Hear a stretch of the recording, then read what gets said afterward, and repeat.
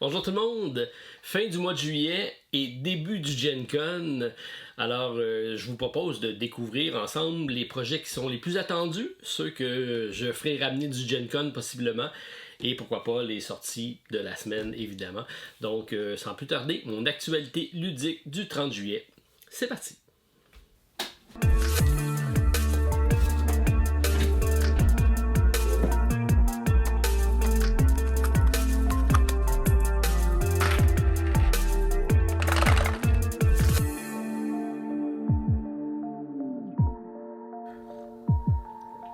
Bonjour tout le monde, très content de vous retrouver en ce samedi matin si vous l'écoutez en direct, partagez café, petit déjeuner à votre compagnie et gracieuseté cette semaine de l'équipe de rugby toulonnaise, donc un abonné qui m'a amené une tasse ici de son équipe de rugby préférée.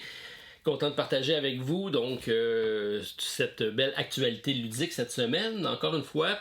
Pas mal de projets, principalement sur Kickstarter, GameFound et autres qui reviennent. On va faire un petit topo là-dessus. Quelques réceptions boutiques et également, comme je disais, faire le tour d'horizon des projets qui sont les plus attendus sur le Gen Con.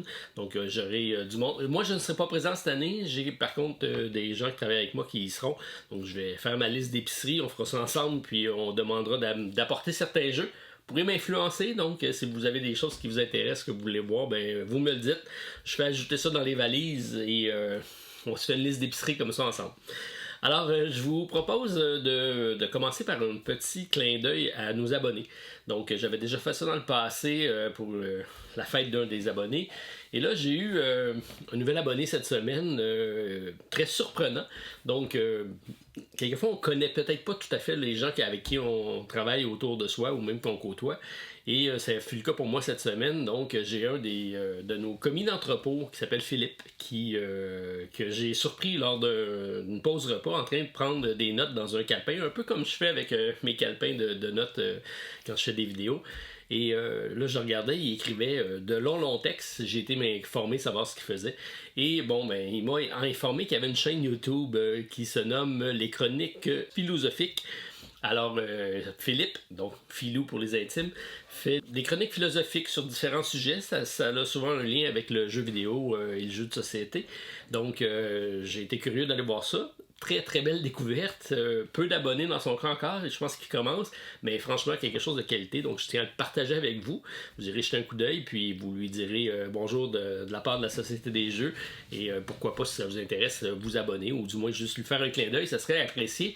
Et si vous avez donc d'autres abonnés qui veulent partager comme ça des choses avec la communauté, ben vous me faites savoir, puis dans notre podcast ou dans notre émission du samedi, ben on partagera ça ensemble. J'ai également Michael qui m'a écrit pour Eutia.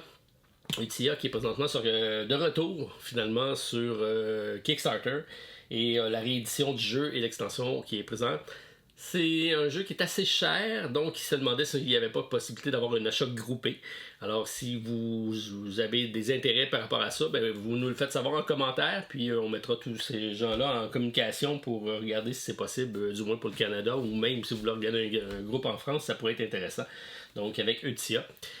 Qui est un excellent jeu. C'est le jeu de l'année de Stéphane Bastien qui a apprécié grandement. Un univers que oui on a apprécié. Puis allez voir la vidéo sur la chaîne si vous voulez plus d'informations.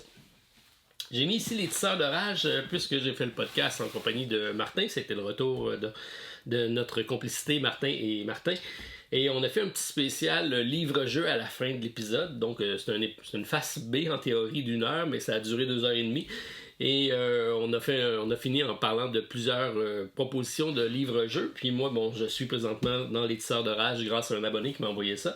Et ça vous permettra, si vous connaissez pas l'univers qui est en train de se développer autour de ça, on en fait un petit spécial à la fin de l'épisode. Et ça pourra donc permettre de vous donner des idées de lecture pour les vacances. J'ai mis de côté, c'est un petit jeu que j'ai ramené du bureau, donc Mindbug. J'avais présenté ça lors de la campagne Kickstarter. C'est vraiment un petit jeu de cartes dans lequel c'est un projet dans lequel Richard Garfield s'est associé.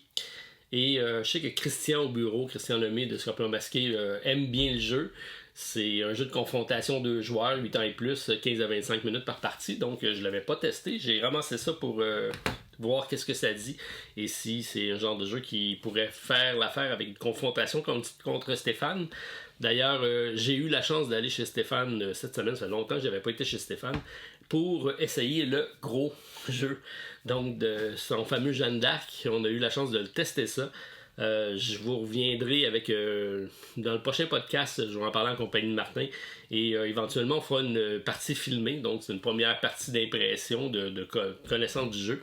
Ça a super bien été. On a également essayé un autre jeu qui est Roll and Fight, donc Vengeance, le jeu de dés, mais en format Roll and Fight, un Roll and Write si on veut. 2 parties de suite, bien intéressant, un petit jeu rapide de programmation, de gestion de risque avec une collection de dés pour faire débloquer différentes actions pour passer à travers un puzzle game sur une map qui est très intéressant. Il y a plusieurs maps différentes dans le jeu. Donc, bien apprécié ce petit roll and fight là, qui est plus facile à sortir que le jeu original Vengeance, qui est un gros jeu de figurines. Donc, mais c'est essentiellement le même esprit. Alors, ça, pourquoi je trouve ça intéressant. J'ai la gamme Oriflamme ici qui fait son apparition. Donc, c'est Studio H qui a gagné l'As d'or en 2020. Et donc a suivi par après Embrasement et Alliance, donc c'est des extensions et on vient de recevoir donc la dernière extension qui nous permet donc d'offrir la gamme complète d'Oriflamme. C'est pas un jeu que j'ai vraiment essayé, j'ai sorti seulement une fois, c'est un 3-5 joueurs et je me demande si, bon, parmi vous il y en a qui l'ont essayé, qu'est-ce que vous en pensez, c'est quoi, qu'est-ce que vous appréciez du jeu et si vous avez testé les 3, lequel est votre préféré? C'est une question que je vous pose cette semaine parce que moi je veux tester ça. Puis bon, la beauté du jeu, c'est que c'est tout interchangeable. Bon, c'est des stand-alone, on peut les jouer indépendamment, mais on peut également combiner les boîtes pour faire des expériences de jeu différentes. Donc, c'est quoi votre préféré parmi les 3? Je vais tester ça si j'ai la chance d'avoir plusieurs personnes à la maison durant le week-end. Donc, je quitte bientôt pour le chalet. Dans un autre esprit qui est peut-être un jeu de 5 à 7 autour d'un verre de vin. Cyrano, donc Cyrano de Bergerac qu'on connaît bien, qui est chez Grrr Game, compagnie également que j'aime bien. C'est un jeu de dés dans lequel on va avoir des contraintes pour faire de la prose, de la poésie. C'est très différent comme jeu, c'est un public un peu plus niché, mais ça peut être une belle expérience d'un 5 à 7 pour se sentir hautain et pourquoi pas divulguer son amour pour une flamme autour de la table. Bon, j'exagère un peu, mais ça peut être intéressant, donc une expérience ludique Cyrano. Alors, beau jeu au niveau packaging, c'est super beau, et c'est un jeu donc de dés et de poésie, très différent de Utia en passant. Et finalement, j'ai mis ici Acropolis puisque je viens tout juste de compléter ma variante solo. Donc, c'est sur la table. J'ai fait ma vidéo. Je vous partage ça pas plus tard que dans les prochains jours. Ça a été enregistré. Donc, 8 ans et plus, 2 à 4 joueurs. Mais ma variante va être disponible et ça se joue très très rapidement. Je pense que c'est probablement un des jeux les plus grand public que je connaisse par la simplicité des mécaniques et des règles.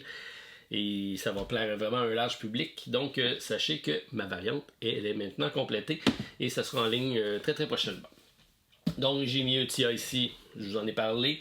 Alors, je mets ça de côté, mais ceux qui s'intéressent pour la suite ou pour le reprint, sachez que c'est disponible et peut-être qu'on en fera un pledge de groupe s'il y a beaucoup d'intéressés. J'ai mis de côté Era of Kingdoms, Kickstarter que j'ai reçu, ça fait déjà un petit bout de temps. J'avais accroché aux illustrations, une thématique fantasy, un jeu assez simple de cartes dans lequel on va développer son royaume sur un plateau assez restreint. Et avec quelques extensions dans le jeu Kickstarter que j'avais, c'est de 1 à 4 joueurs, 30 à 45 minutes.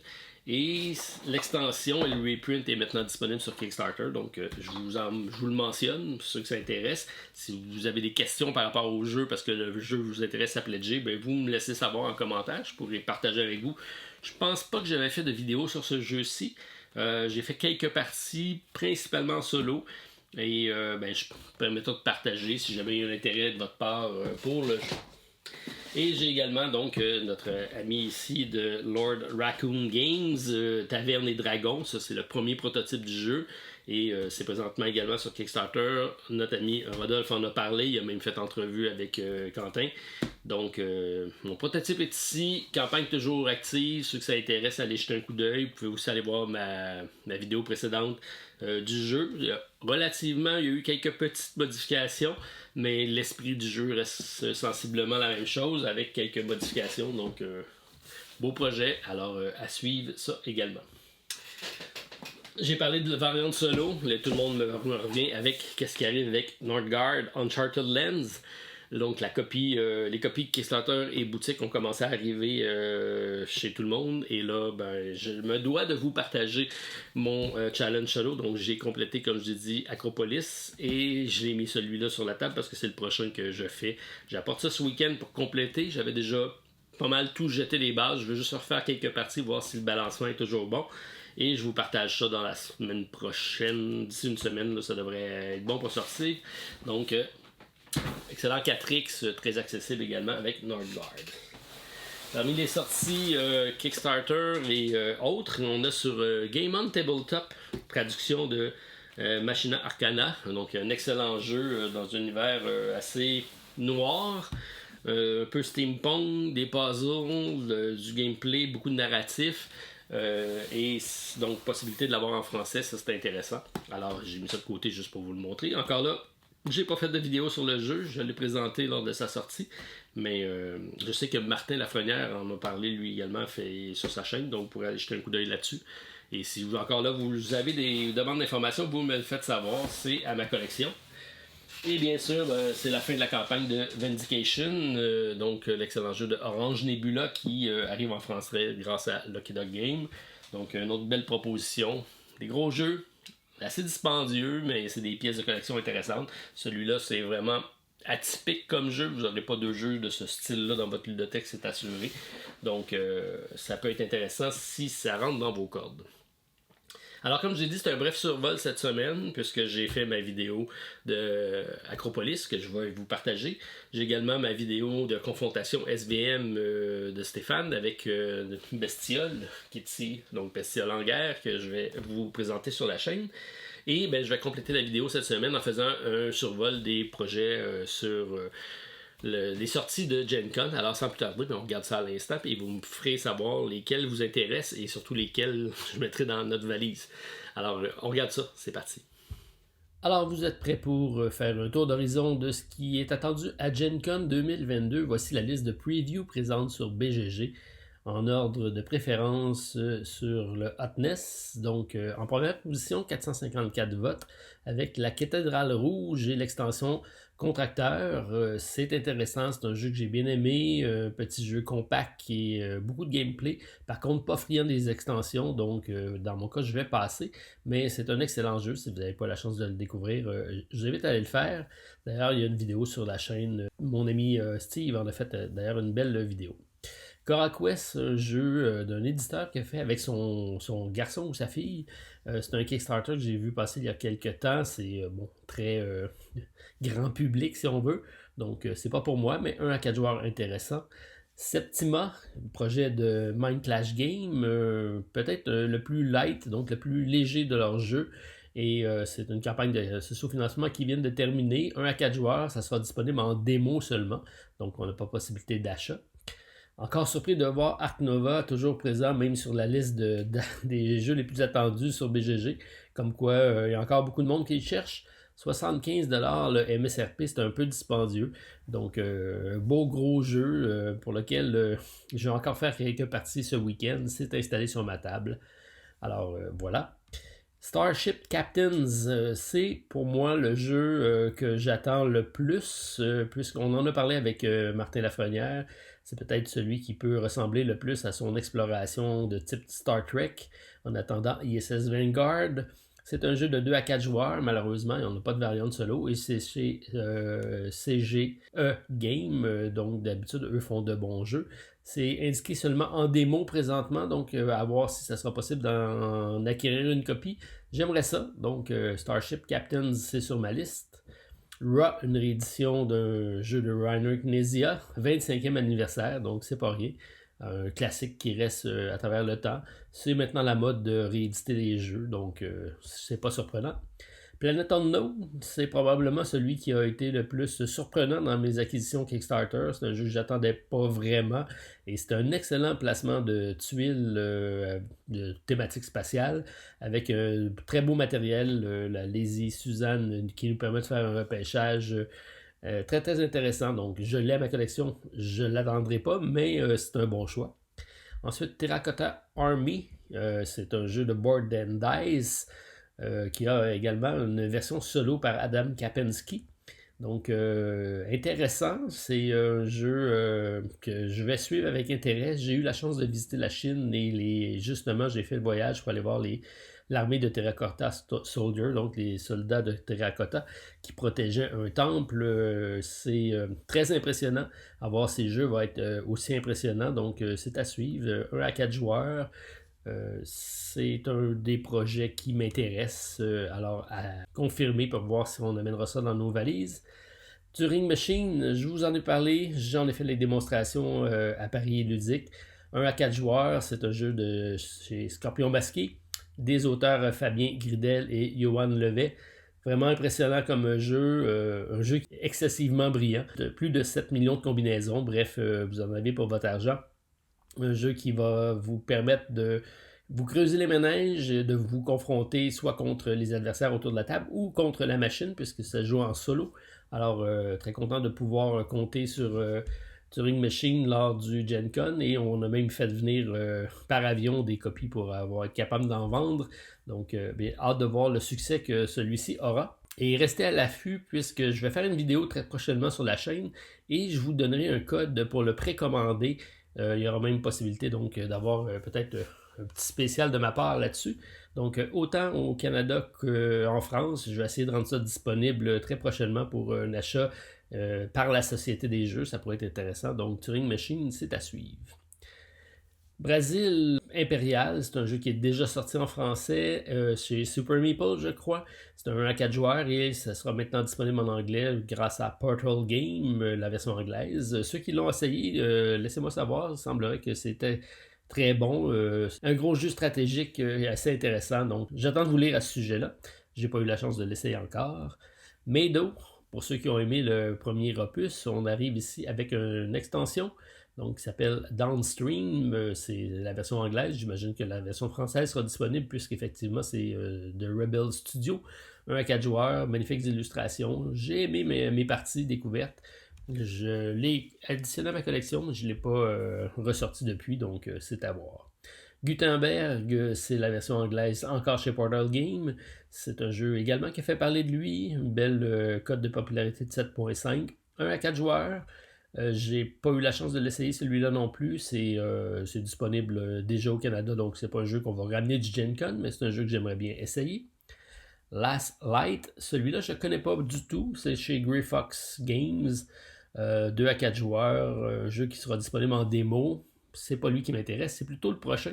Avec Sky Mines, c'est un jeu de Alexander Pfister qui fait équipe cette fois-ci avec Victor Kobilki. Alors 1 à 4 joueurs, c'est un jeu donc d'exploration de planètes dans laquelle on va être sur la Lune et on va aller faire une collection de ressources. Donc on va explorer des mines. Et c'est un jeu de gestion de main de cartes et de pouvoir varier. C'est un stockholding. Bref, il y a plusieurs mécaniques intéressantes, mais on reprend la mécanique de gestion de main de cartes qui est si fidèle à notre ami Alexander Pfister, pour lequel j'ai connu à l'époque de Mombasa. Donc, hâte de voir si celui-ci est aussi bon. Alors, c'est à suivre. J'ai l'autre aussi qui m'intéresse bien. Donc, on parle de Guild of Merchant Explorers en anglais chez AEG. C'est de Matthew Dunstan et Brett Gilbert. 1 à 4 joueurs, 45 minutes, c'est rapide, ça c'est bien. Et c'est un jeu qui sera disponible à l'achat, 63$. Je pense qu'il est déjà sorti d'ailleurs. Et il m'intéresse parce que c'est une mécanique d'exploration.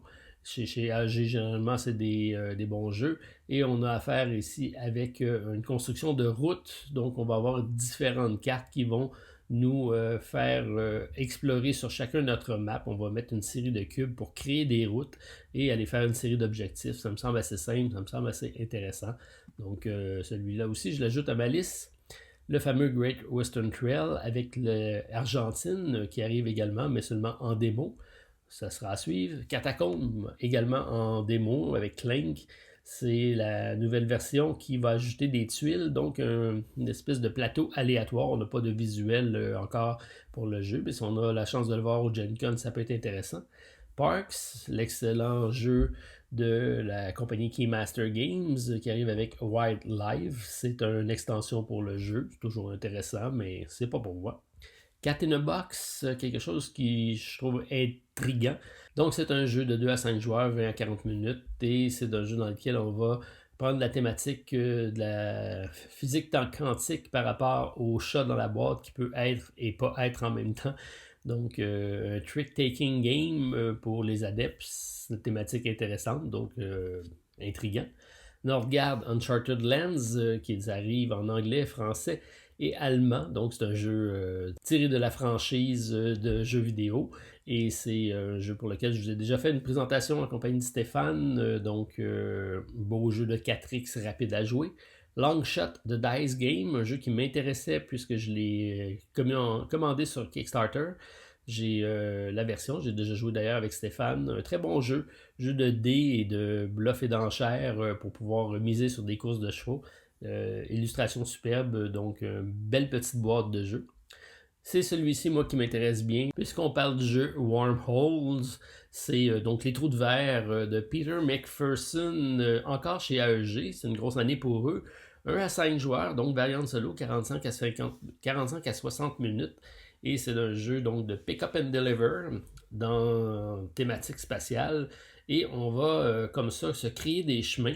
Et c'est en créant des chemins grâce à des trous de verre qui vont nous permettre de se déplacer rapidement sur la map.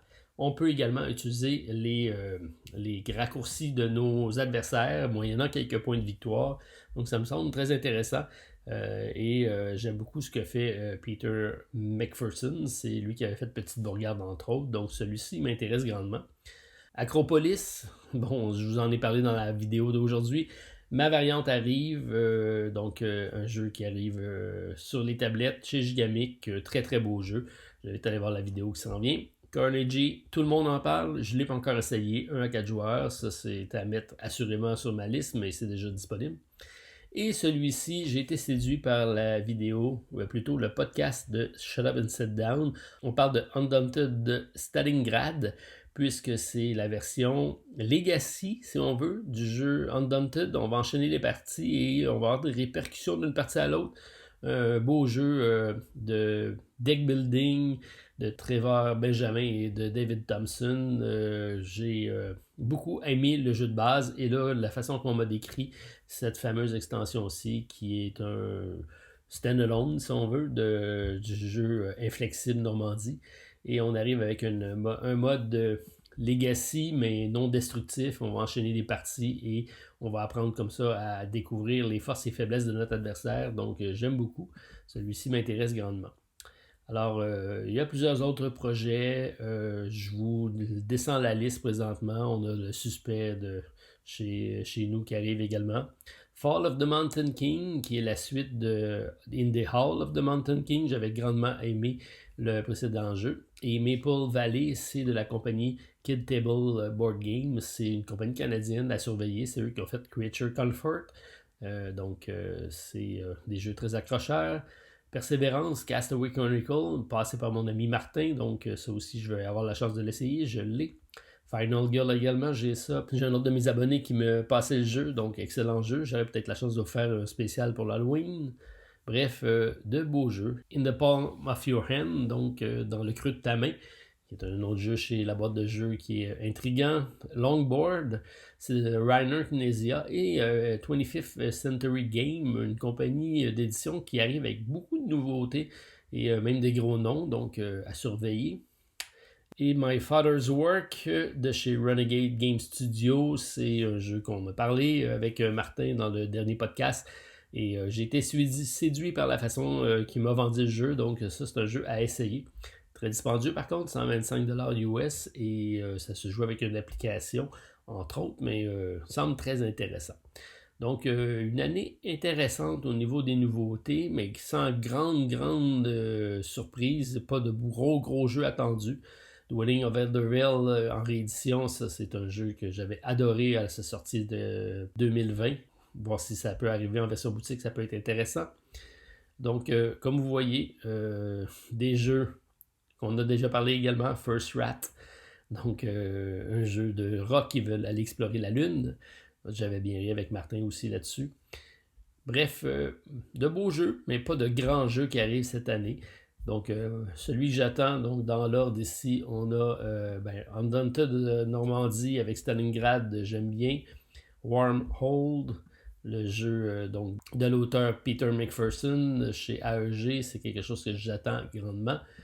J'ai la fameuse Guilde des marchands exploreurs parce que je suis intrigué et j'aime les jeux d'exploration. Et Sky Mines, c'est le jeu de Alexander Pfister. Ça aussi, ça m'intéresse puisqu'on parle de gestion de main de carte et c'est sa force. Alors, c'est à suivre. Donc, ça complète mon tour d'horizon des fameux projets qu'on pourra trouver au Gen Con cette année. Je vous invite à aller voir sur le site directement de BGG pour aller consulter ici la fameuse Gen Con List que vous pouvez trier et que vous pouvez regarder. Laissez-moi savoir quel est votre coup de cœur. Qu'est-ce que vous aimeriez voir sur la chaîne? Si c'est possible, je passerai la commande pour ramener le jeu et vous le présenter. Donc, ça complète ma vidéo de cette semaine. Je vous souhaite un bon week-end à tous et on se revoit probablement demain pour une autre vidéo à la Société des Jeux. Bon week-end à tous. Bye.